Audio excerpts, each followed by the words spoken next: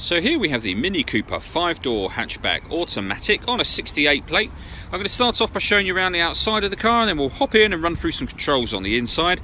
But from the outside you can see we've got those black alloy wheels to match the black mirror caps and roof. We've also got tinted windows around the rear section of the car as well. Let's start off inside the boot and then work our way around the rest of it from there. So as we approach the boot, you'll see we've got reversing sensors, plenty of boot space as well, along with that 60-40 split folding rear seat should you wish to increase that space even further. And you can increase it beyond that by lifting this tray section and then folding and storing it behind those rear seats. Okay, so we're just going to work our way back round to the front of the car, and then we'll hop in and run through some controls on the inside. But now that we've done a full circle of it, you can see that it's in excellent condition the whole way round. Just briefly before we climb in, I think it's well worth seeing the interior from this exterior point of view. You get half leather seats, as you can see. There's plenty to run through on the dashboard, so let's hop in and we'll do that now.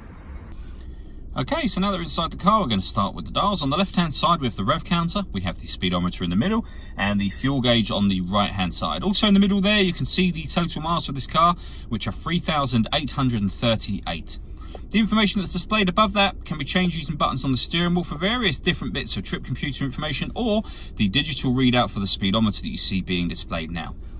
If we back out to the steering wheel, on the left hand side we have cruise control and speed limiter, and on the right hand side we have stereo controls and phone controls, including voice activation. So hit that button, ask it to dial anyone in your contacts list, and it can do that for you without you having to take your phone from your bag or pocket. That is, of course, once you pair the phone up, and that is done over on the touchscreen in the center just here.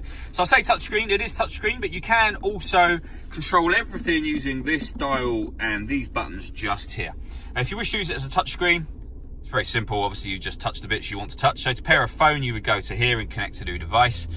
When it comes to music on this car, we've got DAB radio as well as FM. You can stream music wirelessly via Bluetooth audio, and you can connect up a USB device as well, including your smartphone. You can connect that up via USB, or things like memory sticks with music saved on them. We've then also got satellite navigation. There's a full video showing exactly how this works on both our website and on our Facebook page, but it's a very, very easy system to use, and again, everything can be done using the dial or using the touchscreen. Working our way down from there, we have dual zone climate control, so you can adjust the temperature on either side of the car. Fan speed in the middle, you can determine where you'd like the air to be distributed, and then when you're happy with those settings, that button turns the air conditioning on or off, of course, or you can put it into auto. At the car will then take control of the fan speed in order that it maintains these temperatures for you, and you can override that at any time you wish to by readjusting the fans or pressing the auto button just there. Beneath that, starting from the left, in fact, we can turn off stop and start with this button. So this car's designed to cut out when it's stationary in traffic to save you fuel. You can turn that system off. This one starts and stops the engine. You can turn off traction control from here. And this one will put the car in sport mode, green mode, or mid mode, which is normal everyday driving. So if I do that, you'll see that we are in sport mode. If I go down one, we're back into mid mode, which is where we started, and down again, and we're in green mode. Whichever mode you're putting it in, it will affect the gearbox, the steering, and the accelerator pedal. Underneath that, we have a 12-volt charging socket and the USB input, the fully automatic gearbox, and then the controls that I mentioned a moment ago for the main screen in the center. All that leaves me to say is thank you for taking the time to watch this video. If you'd like to come and see the car in person and have a test drive, please feel free to call any of our MJA sites. We'd love to hear from you soon.